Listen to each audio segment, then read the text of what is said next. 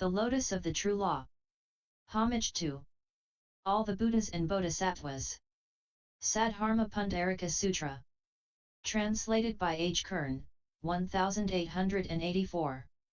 Sacred Books of the East, Vol. XXI. Sacred-texts.com. Chapter XXVII. Equals Chapter 28 Watson. The Period of the Law. Dharmaparyaya. Thereupon the Lord Sakyamuni, the Tathagata, rose from his pulpit, collected the Bodhisattvas, took their right hands with his own right hand, which had become strong by the exercise of magic, and spoke on that occasion as follows: Into your hands, young men of good family, I transfer and transmit, entrust and deposit this supreme and perfect enlightenment arrived at by me after 100,000s of myriads of kotis of incalculable Æons. Yet, young men of good family, do your best that it may grow and spread. A third time, the Lord spoke to the host of Bodhisattvas after taking them by the right hands, Into your hands, young men of good family, I transfer and transmit, entrust and deposit this supreme and perfect enlightenment arrived at by me after 100,000s of myriads of kotis of incalculable Æons. Receive it, young men of good family, keep, read, fathom, teach, promulgate, and preach it to all beings.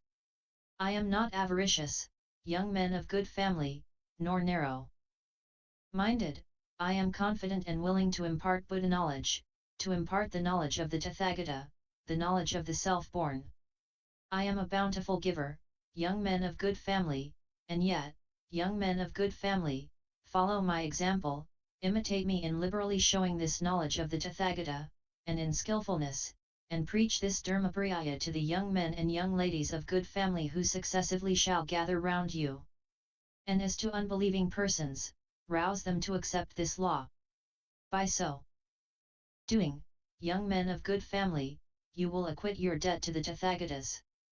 So addressed by the Lord Sakyamuni, the Tathagata, the Bodhisattvas filled with delight and joy, and with a feeling of great respect they lowered, bent, and bowed their body towards the Lord, and, the head inclined and the joined hands stretched out, they spoke in one voice to the Lord Sakyamuni, the Tathagata, the following words: We shall do, O Lord, what the Tathagata commands, we shall fulfill the command of all Tathagatas.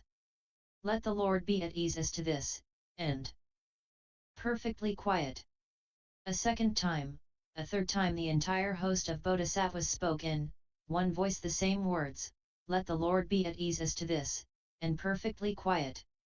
We shall do, O Lord, what the Tathagata commands us, we shall fulfill the command of all Tathagatas.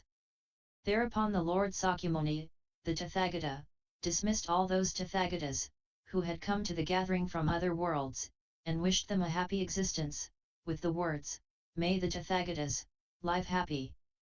Then he restored the stupa of precious substances of the Lord Prabhudaratna, the Tathagata, to its place, and wished him also a happy existence. Thus spoke the Lord.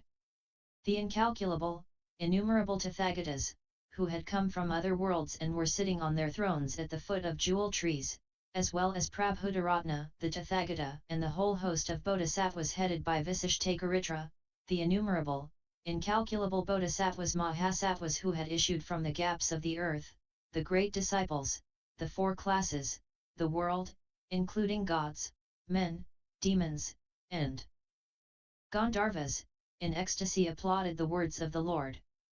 End LSX 27.